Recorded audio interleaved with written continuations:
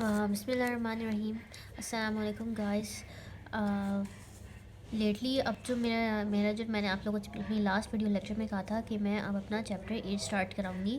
और आप लोगों को पता होगा कि सिलेबस में आप लोग के चैप्टर 8 के सिर्फ एक्सरसाइज 8.4 है। हालांकि ये इन्होंने कोई आप लोग के लिए ऐसा इतनी आसानी नहीं की हुई, क्योंकि 8.4 सारे आपको 8.4 उसी वक्त समझ में आएगी जब आपको शुरू का बेसिक बैकग्राउंड का कॉन्सेप्ट होगा।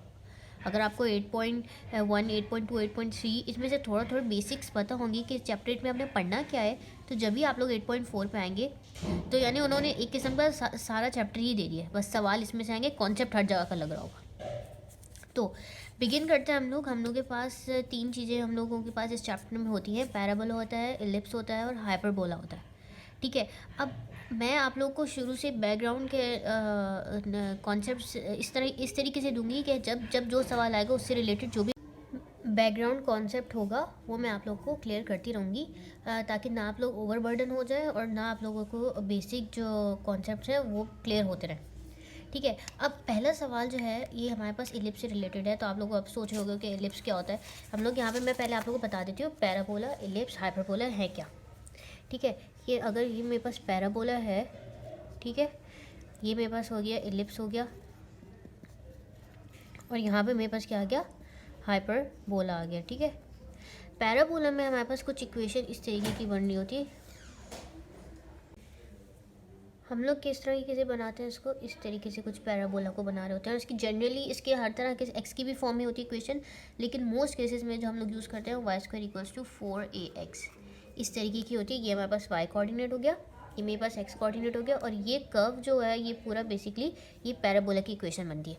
इलिप्स की जब हम लोग बात कर रहे होते हैं उसमें हम लोग इलिप्स को किस तरीके से बनाते हैं, इलिप्स इस तरीके का कुछ बनता है।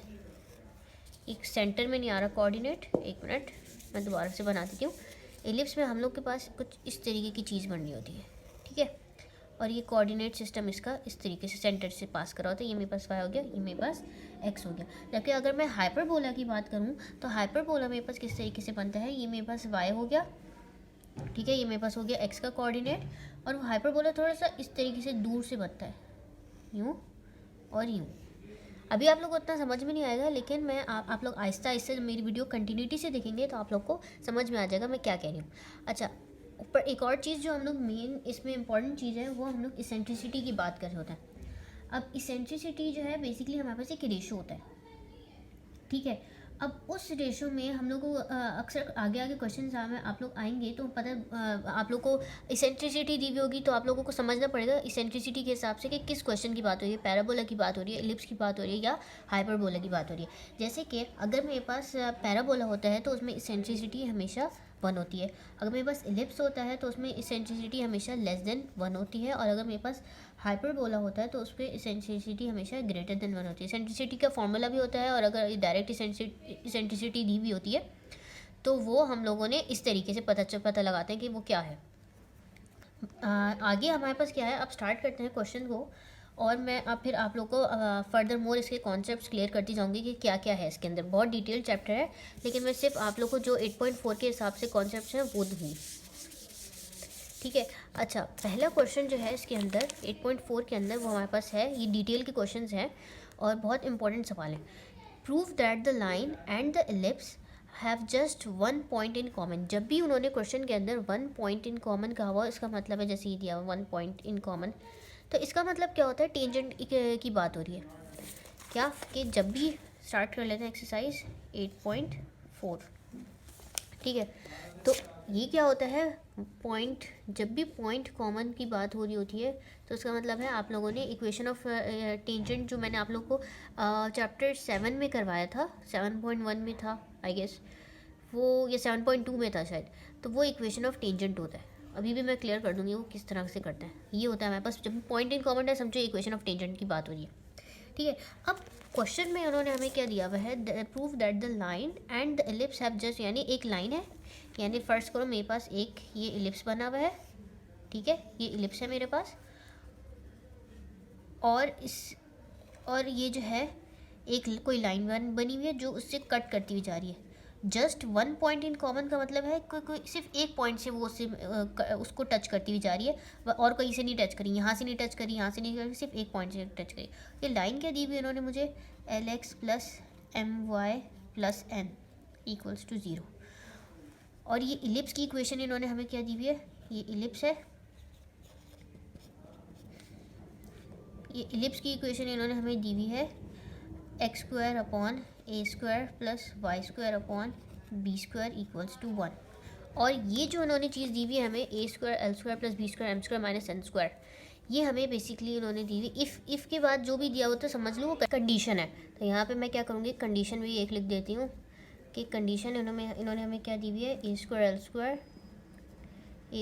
L square plus B square M square minus N square equals to 0। अच्छा देखो, सबसे पहले अगर कोई भी चीज़ किसी को टच करी है यानी टेंजेंट है, टच करी हो या टेंजेंट हो एक ही बात होती है, या कोई भी लाइन जो है अगर वो इलिप्स को टच करती हुई जा रही है इसका मतलब होता है वो सेटिस्फाई करेगी उसको। अब सेटिस्फाई कराने का मतलब क्या है कि मेरे पास जो है ना इस इक्वेशन में से मैं क्या करूँगी, मैं x की या y की वैल्यू निकालूंगी और इसके अंदर पुट करूँगी। अच्छा, हमारे पास स्ट्रेट लाइन की इक्वेशन क्या दी हुई है, LX plus MY plus N equals to 0। इसमें से मैं क्या करूँ कि मैं y की वैल्यू निकाल लेती हूँ। तो मैं क्या कर दूँगी, MY मेरे पास क्या हो गया माइनस LX माइनस N, और y की वैल्यू मेरे पास क्या हो जाएगी माइनस, अगर मैं कॉमन ले लूँ तो मैं इसको इस तरीके से लिख सकती हूँ LX plus N upon M। ये मैंने y की वैल्यू निकाली।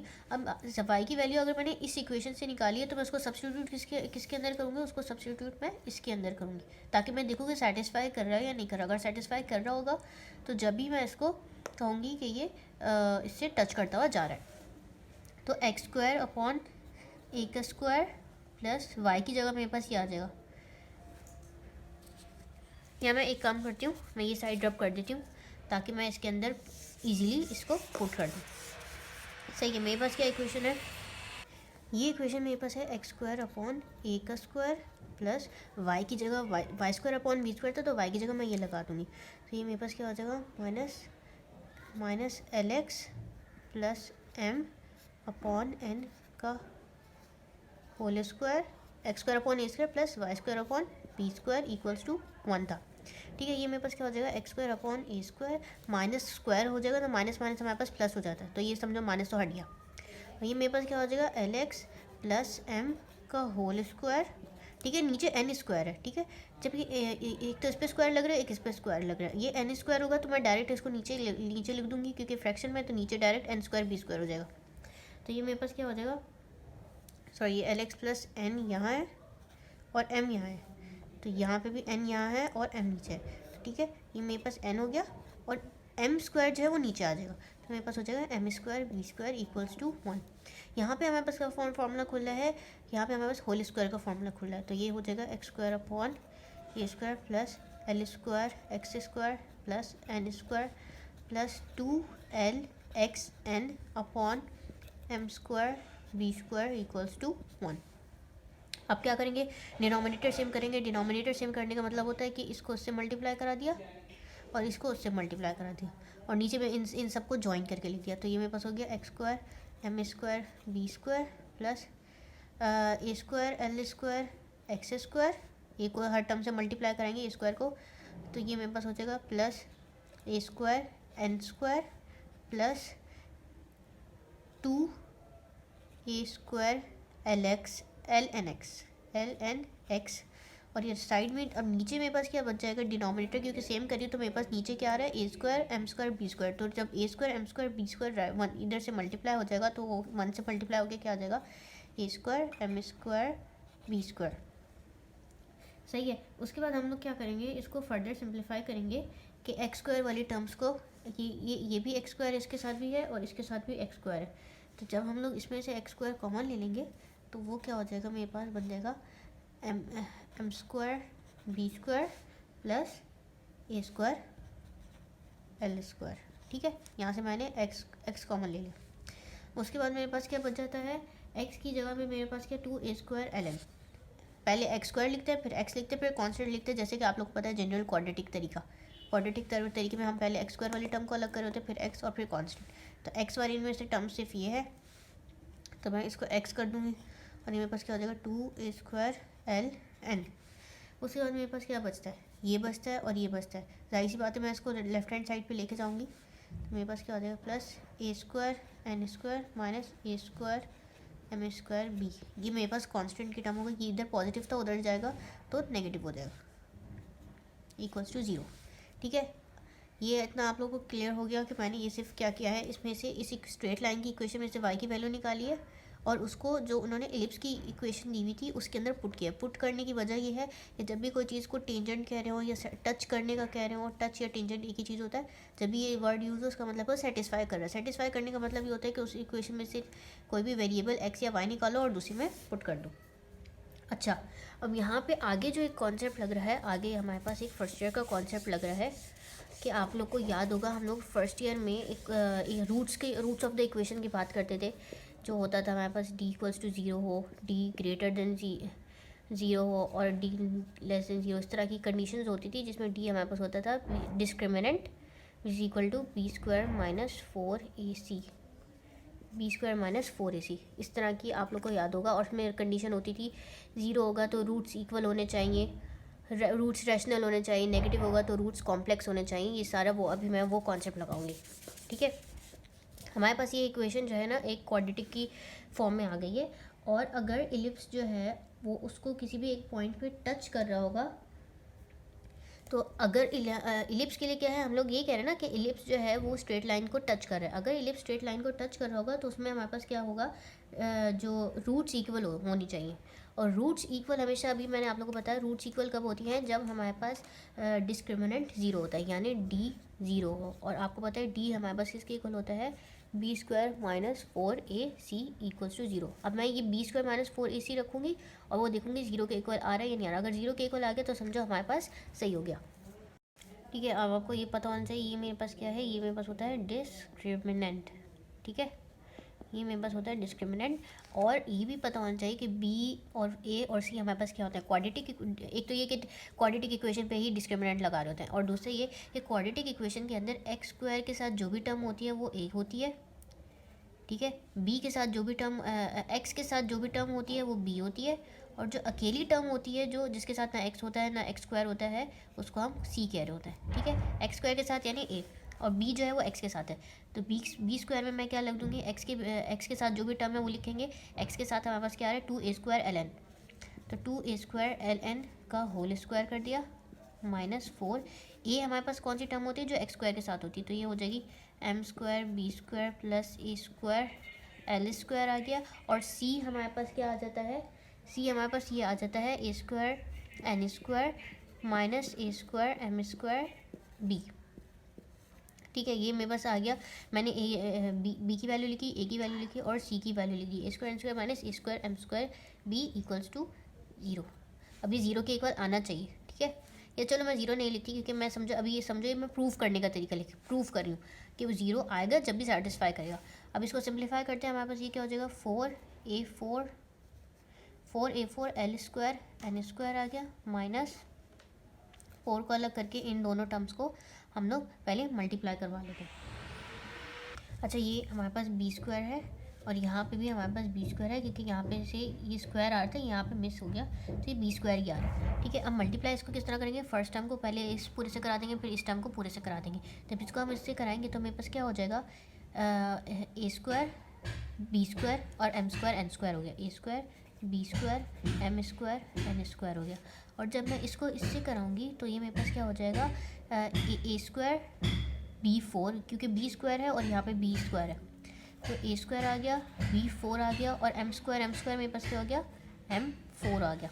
ठीक है, ये हो गया। अब इसको इससे कराएंगे तो मेरे पास क्या हो जाएगा, a4 l² n² plus a4 l² n²। ठीक है, ये इसको इससे क्या है, a4 l² n² आ गया। और जब इसको इससे कराएंगे तो मेरे पास क्या हो जाएगा, माइनस इसको ये मेरे पास हो गया, ये a² है, ये a² है, a4 हो गया, l² आ गया,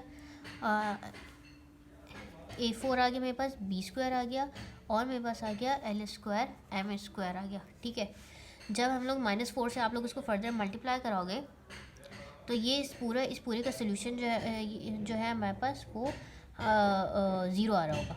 किस तरह? ये मेरे पास हो गया 4a4 l square n square minus 4 a square b square m square n square plus 4a square b4 m square m4 आ गया minus 4a4 l square n square plus 4a4 b square l square m square. अच्छा देखो, अब 4a4 l square n square था मेरे पास और ये मेरे पास है minus 4a4 l square n square, तो ये चीज़ तो मेरे पास आ गई, कैंसिल हो गई।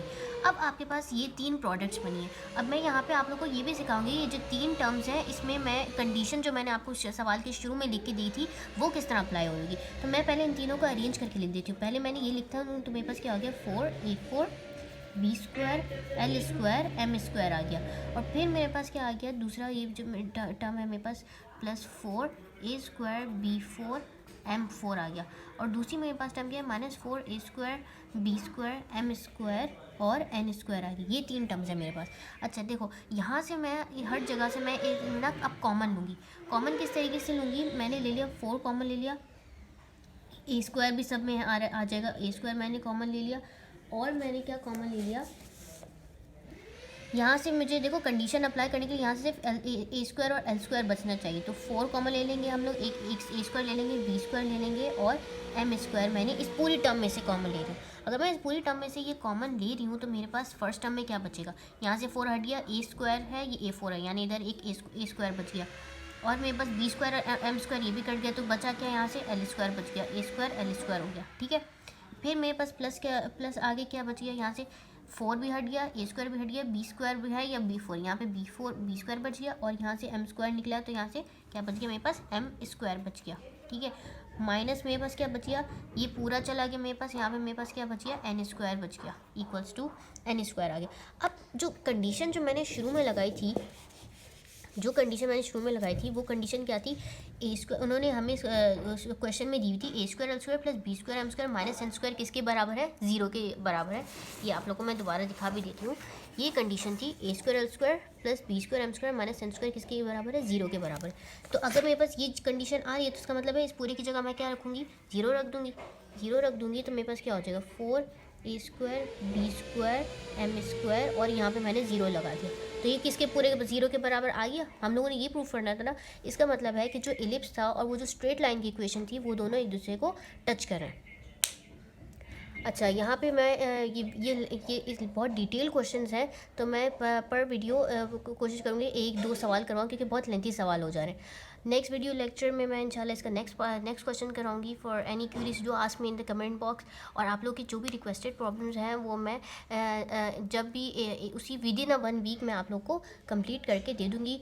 Do share and subscribe my channel and support me by sharing my channel and help me grow my channel.